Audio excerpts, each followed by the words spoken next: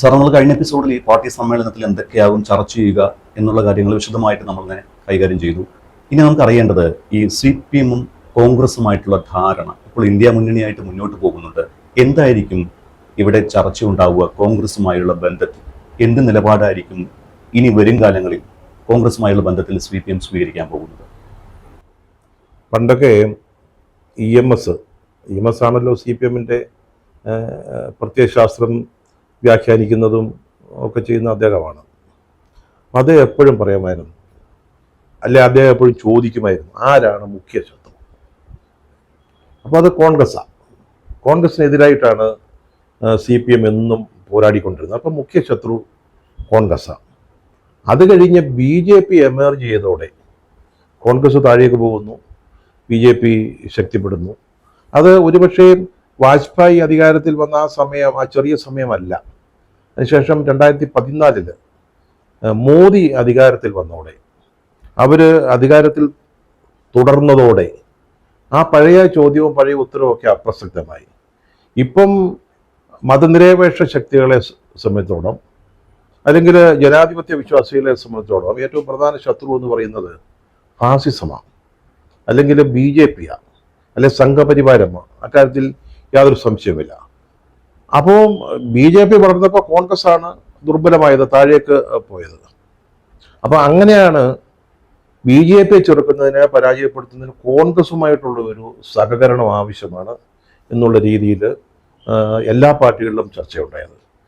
ഇപ്പോൾ ഇന്ത്യ സഖ്യത്തിൽ നിൽക്കുന്ന ഏതാണ്ട് ഒട്ടുമിക്ക കക്ഷികളും ഇതിനു മുമ്പ് കോൺഗ്രസിനെ എതിർത്തിട്ടുള്ളവരാണ്. ഒരുപക്ഷെ ഒരു തൃണമൂൽ കോൺഗ്രസ് കോൺഗ്രസിൽ നിന്ന് തന്നെ വന്നതാണ്. അതുപോലെ തന്നെ കേരള കോൺഗ്രസ്, അതുപോലെയൊക്കെയുള്ള ചില്ലറ പാർട്ടികൾ ഒഴിച്ച് ബാക്കിയല്ല NCP, ഇതൊക്കെ ഒഴിച്ചുള്ള പാർട്ടികൾ എന്നും കോൺഗ്രസിനെ എതിർത്തുകൊണ്ടിരുന്നില്ല. കോൺഗ്രസിന്റെ എതിർചേരിയിൽ നിന്ന് ശക്തമായിട്ട് പോരാടിയ പാർട്ടികളാണ്. പക്ഷെ BJP-യെ ഒന്നിച്ചു നിന്ന് നേരിടേണ്ടി വന്നപ്പോൾ ഇവരെല്ലാവരും ഒന്നായി. അങ്ങനെയാണല്ലോ ഇന്ത്യ സഖ്യം ഉണ്ടാകുന്നത്. അപ്പോൾ ഈ കഴിഞ്ഞ പാർട്ടി കോൺഗ്രസ്സിൽ, കണ്ണൂരായിരുന്നല്ലോ അല്ലേ, കണ്ണൂരിൽ നടന്ന പാർട്ടി കോൺഗ്രസ്സിൽ ഇത് സംബന്ധിച്ച് വളരെ ശക്തമായ തർക്കങ്ങൾ പാർട്ടി സമ്മേളനത്തിൽ ഉണ്ടായതാണ്. ഒരു ഭാഗത്ത് കേരള പാർട്ടി, മറുഭാഗത്ത് പശ്ചിമ ബംഗാൾ. അപ്പോൾ കേരള പാർട്ടിയുടെ ഒരു നിലപാട് എന്ന് പറയുന്നത് കോൺഗ്രസുമായി യാതൊരു തരത്തിലുള്ള സഖ്യമോ സഹകരണമോ വേണ്ട എന്നുള്ളതായിരുന്നു. അത് മുൻനിരയിൽ നിന്ന് യുദ്ധം നയിച്ചത് പിണറായി വിജയൻ തന്നെയാണ്. അന്ന് പ്രകാശ് കാരാട്ട് ഇവരുടെ കൂടെ ആയിരുന്നു, കേരള പാർട്ടിയുടെ കൂടെ ആയിരുന്നു. അതേസമയം ബംഗാൾ പാർട്ടി മറ്റൊരു തരത്തിലാണ് ചിന്തിച്ചത്. അവിടെ പാർട്ടി ഇപ്പം ഇല്ല, പാർട്ടി തകർന്ന് തരിപ്പണമായി കിടക്കുക. ഇവിടെ പാർട്ടി ഉണ്ട്, അവിടെ അതില്ല. അപ്പോൾ അവർ പറഞ്ഞു, നമുക്ക് BJP-യെ തോൽപ്പിക്കണമെങ്കിൽ അവിടെ BJP-യും തൃണമൂലും ഉണ്ട്, തൃണമൂലും പ്രധാന ശത്രുക്കളാണ് അവിടെ. അപ്പം BJP-യെ തോൽപ്പിക്കണമെങ്കിൽ നമുക്ക് കോൺഗ്രസുമായി ഒന്നിച്ചു നിന്നെങ്കിലേ പറ്റൂ. അതായത് കോൺഗ്രസ്സാണ് ഇപ്പോഴുള്ള പ്രതിപക്ഷ കക്ഷികളിൽ ഒരു പാൻ ഇന്ത്യൻ സ്വഭാവമുള്ള പാർട്ടി. ചില സംസ്ഥാനങ്ങളിൽ വളരെ ദുർബലമാണ്, അവിടെയൊക്കെ പ്രാദേശിക പാർട്ടികളാണ് മുമ്പിൽ നിൽക്കുന്നത്. ബംഗാൾ അല്ലെങ്കിൽ ആന്ധ്രാപ്രദേശോ ഒക്കെ ഉള്ള സംസ്ഥാനങ്ങളിലൊക്കെ അവസ്ഥ അതാണ്. എങ്കിൽ പോലും ഒരു അഖിലേന്ത്യാ സ്വഭാവമുള്ളൊരു പാർട്ടി, എല്ലായിടത്തും വേരുകളുള്ള പാർട്ടി എന്ന നിലയിൽ കോൺഗ്രസുമായി സഹകരിക്കണം എന്നാണ് ബംഗാളുകാർ പറഞ്ഞത്. പക്ഷേ പാർട്ടി കോൺഗ്രസിൽ മുൻതൂക്കം കിട്ടിയത് കേരള പാർട്ടിയുടെ നിലപാടിലായിരുന്നു. പക്ഷേ ഇന്ത്യ സഖ്യം രൂപവൽക്കരിച്ചപ്പോൾ CPM അതിൻ്റെ ഒരു ഭാഗമായി. പക്ഷേ അതിനെ നിയന്ത്രിക്കുന്ന ഒരു സംവിധാനത്തിൽ, അതിനൊരു നേതൃത്വം കൊടുക്കുന്ന സംവിധാനത്തിൽ ഒന്നും ചേർന്നില്ല.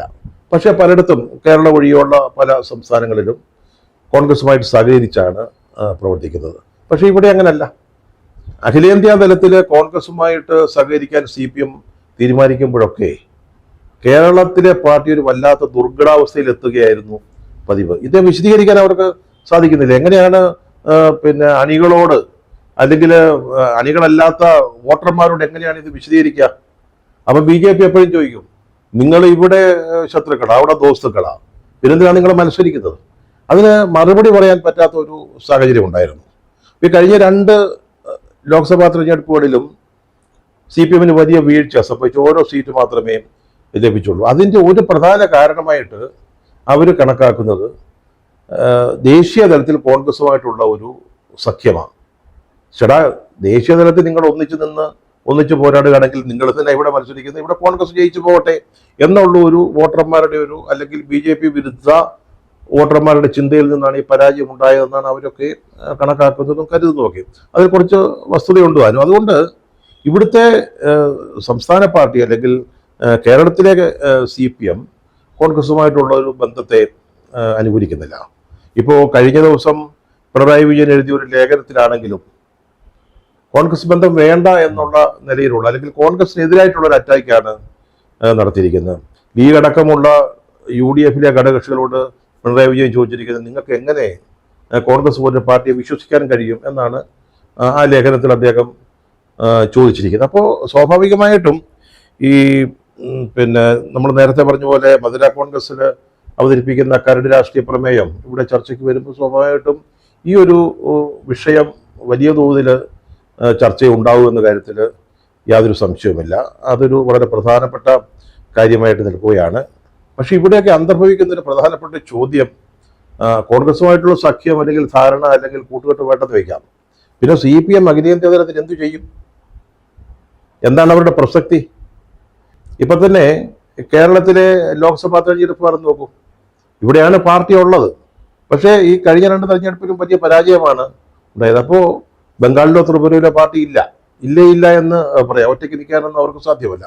അപ്പൊ പിന്നെ ദേശീയ തലത്തില് CPMന്റെ സ്ഥാനം എന്താണ്, CPMന്റെ റോൾ എന്താണ് എന്നൊരു വലിയ സംശയം കിടക്കുന്നു. അതിന് കേരള സംസ്ഥാന സമ്മേളനം എന്ത് മറുപടിയാണ് നൽകുക എന്നുള്ളത് അറിയാൻ താല്പര്യമുള്ള ഒരു വിഷയമായിരിക്കും.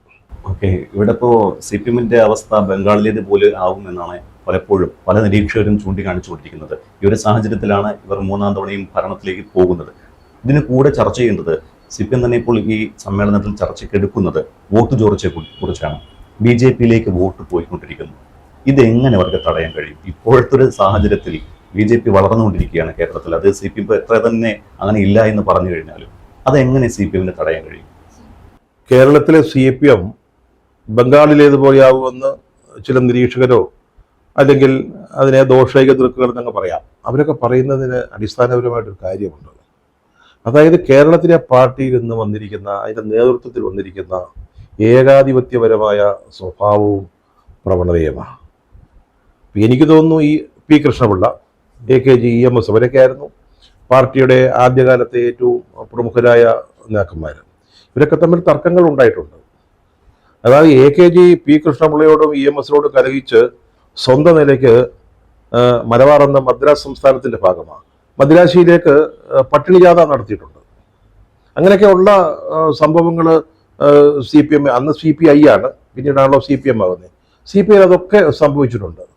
പക്ഷേ ഇതുപോലെ അധികാരം ഒരാളിലേക്ക് കേന്ദ്രീകരിച്ച ഒരു കാലഘട്ടം ഇന്ത്യയിലെ ഒരു കമ്മ്യൂണിസ്റ്റ് പാർട്ടികളുടെയും ചരിത്രത്തിൽ ഉണ്ടായിട്ടില്ല. ഇന്നിപ്പോൾ പിണറായി വിജയൻ പറയുന്നതിനപ്പുറത്ത് ഈ പാർട്ടിയിലൊന്നും നടക്കില്ല. സംസ്ഥാന തലത്തിൽ മാത്രമല്ല, ദേശീയ തലത്തിലും അല്ലെങ്കിൽ ദേശീയ പാർട്ടിയിലും അഖിലേന്ത്യാ പാർട്ടിയിലും അദ്ദേഹത്തിൻ്റെ വാക്കുകളാണ് അവസാന വാക്കുകളായിട്ട് വരുന്നത്. അദ്ദേഹത്തിൻ്റെ മരുമകൻ മുഹമ്മദ് റിയാസ് അദ്ദേഹത്തെ പിണറായി വിജയൻ്റെ പിൻഗാമിയാക്കി വളർത്തിക്കൊണ്ടുവരികയാണെന്നൊരു സംസാരമല്ല. പാർട്ടിയിലെ തന്നെ പല ആളുകളും അങ്ങനെ സംശയിക്കുന്നുണ്ട്. അതാണോ? അദ്ദേഹത്തിൻ്റെ മകളുടെ ഭർത്താവായതുകൊണ്ട് അദ്ദേഹം പാർട്ടിയിലോ അല്ലെങ്കിൽ ഗവൺമെന്റിലോ പ്രമാണപ്പെട്ട റോളുകളിലൊന്നും വരരുതെന്നും നമുക്ക് പറയാൻ യാതൊരു കാരണവശാലും പറ്റുന്ന കാര്യമല്ല. അത് ശരിയുമല്ല. പക്ഷെ അദ്ദേഹം ഒരു ഫസ്റ്റ് ടൈം MLA, ആദ്യമായിട്ട് MLA ആയിട്ട് വരുമ്പം 2 പ്രധാനപ്പെട്ട വകുപ്പുകൾ ടൂറിസവും PWDയും ലഭിക്കുന്നു. പെട്ടെന്ന് പാർട്ടിയുടെ സംസ്ഥാന സെക്രട്ടേറിയറ്റിലേക്ക് വരുന്നു. ഇനി പാർട്ടി കോൺഗ്രസിൽ അദ്ദേഹം കേന്ദ്ര കമ്മിറ്റി അംഗമാകുമെന്നാണ് പറയുന്നത്. ഈ വക കാര്യങ്ങൾ. അതുമാത്രമല്ല, പിണറായിയുടെ മകളുമായി ബന്ധപ്പെട്ട എക്സാലോജിക് അല്ലേ, അതുമായി ബന്ധപ്പെട്ട 1.72 crores ഒരു അഴിമതി ആരോപണം. അത് കൊടുക്കാത്ത സേവനത്തിന് പണം വാങ്ങിച്ചത് അഴിമതിയായി, യാതൊരു സംശയവുമില്ല. അതിൻ്റെയൊക്കെ അന്വേഷണമൊക്കെ എവിടെയൊക്കെയോ പിന്നെ തടസ്സപ്പെടുത്തിയോ കിടക്കുക. അതിൻ്റെ വാസ്തവത നമുക്കറിയത്തില്ല. പക്ഷെ ഇതൊക്കെ ആളുകൾ കണ്ടുകൊണ്ടിരിക്കുകയാണ്. ഒരു തരത്തിലുള്ള ഏകാധിപത്യം പാർട്ടി അങ്ങനെ ഗ്രസിച്ചിരിക്കുക. ഈ ധാർഷ്ട്യം, ധിക്കാരം എന്നൊക്കെ പറയുന്നത്. ഇപ്പൊ ഞാൻ നേരത്തെ പറഞ്ഞു നയപരമായ കാര്യങ്ങളിൽ CPM ഒരു കോൺഗ്രസ് ആയിക്കൊണ്ടിരിക്കുകയാണെന്ന് പറയുമ്പോൾ ഇവരുടെ ധിക്കാരവും ധാർഷ്ട്യവും അവർക്കത് കൈവിടാൻ പറ്റുന്നില്ല. ഇപ്പോൾ SFIക്കാരെ കുറിച്ചുള്ള പരാതികൾ, റാഗിങ്ങുമായി ബന്ധപ്പെട്ട്, അല്ലെങ്കിൽ സിദ്ധാർത്ഥ് അല്ലെ വെറ്ററിനറി കോളേജിലെ ചെറുപ്പക്കാരൻ ആ വിദ്യാർത്ഥിയുടെ മരണം സംബന്ധിച്ച്, പിന്നെ അവരുമായി ബന്ധപ്പെട്ട ധാരാളം കാര്യങ്ങൾ. ഗവർണറെ അവരെ തെരുവിൽ അവർ വെല്ലുവിളിക്കുകയും അദ്ദേഹത്തോട് ഏറ്റുമുട്ടാൻ ശ്രമിക്കുകയും ചെയ്യുന്ന ഒരു രീതി, ഇതൊക്കെ ജനങ്ങൾ കണ്ടുകൊണ്ടിരിക്കുകയാണ്. ആ ധാർഷ്ട്യം, ധിക്കാരം, ഇതൊക്കെയാണ്. അല്ലെങ്കിൽ എന്തോ ഒരു ധൂർത്താണ് നടത്തുന്നത്. അതായത് ഗവൺമെന്റിന്റെയും ഗവൺമെന്റിനെ നയിക്കുന്നവരുടെയും പബ്ലിസിറ്റിക്ക് വേണ്ടി കോടാനുകോടി രൂപകൾ എന്ത് നവകേരള യാത്ര നടത്തി എന്ത് പ്രയോജനമാണ് ഉണ്ടാക്കിയത്? ഈ സമ്മേളനം ചർച്ച ചെയ്യുമെന്നാണ് പറയുന്നത്. അതുകൊണ്ട് വല്ല പ്രയോജനം ഉണ്ടായോ എന്ന് ചർച്ച ചെയ്യുമെന്നാണ് പറയുന്നത്. മന്ത്രിമാർ മുഴുവൻ ഒരു ആഡംബര വാഹനത്തിൽ കയറി യാത്ര ചെയ്യുന്നു. പിന്നീട് എത്ര ലോക മലയാള സമ്മേളനം, അത് ഇത് എത്ര കോടി രൂപ നമുക്ക് പെൻഷൻ കൊടുക്കാൻ, ശമ്പളം കൊടുക്കാൻ വകയില്ലാതെ ബുദ്ധിമുട്ടുമ്പോഴാണ് നമ്മൾ ഇത്തരത്തിലുള്ള സുഹൃത്തൊക്കെ നടത്തിക്കൊണ്ടിരുന്നത്. ഇത് ഈ രീതിയിൽ പോവുകയാണെങ്കിൽ, അതാണ് ഞാൻ നേരത്തെ ഒരു ചോദ്യത്തിന് മറുപടിയായിട്ട് പറഞ്ഞു, ഇങ്ങനെയാണ് പാർട്ടി മുന്നോട്ട് പോകുന്നതെങ്കിൽ ഒരു തവണ കൂടെ അധികാരം കിട്ടിക്കഴിഞ്ഞാൽ അത് പിണറായി വിജയൻ വീണ്ടും മുഖ്യമന്ത്രിയാകുന്ന ഒരു സാഹചര്യത്തിൽ ഇതേ ഇന്നത്തെ രീതിയിൽ, ഇന്നത്തെ ശൈലിയിൽ ഭരണം പോവുകയാണെങ്കിൽ ഇവിടുത്തെ പാർട്ടി ബംഗാളിലെ പാർട്ടിക്ക് തുല്യമാകുമെന്ന് പലരും കരുതുന്നതായിട്ട് ഞാൻ പറഞ്ഞു.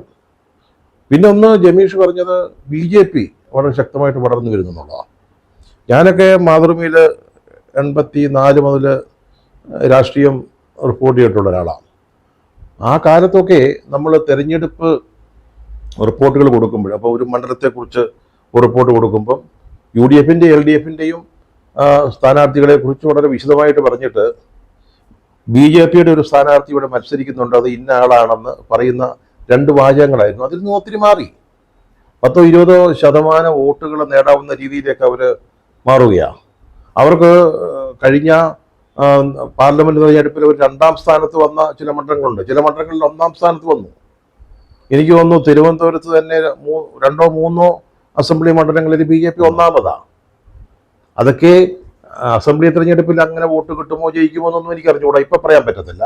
പക്ഷെ അവരൊരു ഒരു വലിയ ശക്തിയായിട്ട് വന്നിരിക്കുകയാണ്. ഇപ്പോൾ ഈ സമ്മേളനത്തിൽ ഗോവിന്ദ മാഷ് അവതരിപ്പിക്കുന്ന സംഘടനാ റിപ്പോർട്ടിൽ ഏറ്റവും പ്രധാനപ്പെട്ട കാര്യം, പാർട്ടിക്ക് വളരെ സ്വാധീനമുള്ള സ്ഥലങ്ങളിൽ പോലും പാർട്ടിയുടെ വോട്ടുകൾ BJPയിലേക്ക് പോയി എന്നുള്ളതാണ്. പണ്ട് BJP എന്താ പറഞ്ഞിരുന്നത്?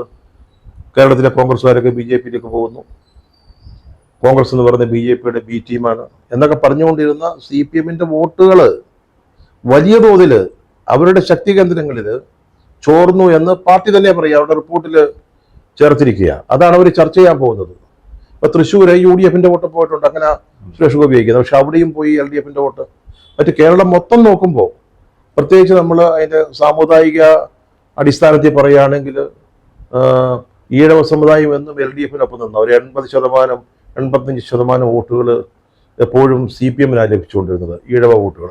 അതിലൊരു നല്ല ശതമാനം പല മണ്ഡലങ്ങളിൽ, പ്രത്യേകിച്ച് തെക്കൻ ജില്ലകളിലൊക്കെ നഷ്ടപ്പെട്ടിരിക്കുക. ഇതിന്ന് പാർട്ടി നേരിടുന്ന ഒരു വലിയൊരു പ്രതിസന്ധിയാണ്. എങ്ങനെ ആ നഷ്ടപ്പെട്ട വോട്ടുകൾ തിരിച്ചു പിടിക്കാൻ സാധിക്കും എന്നുള്ളത്.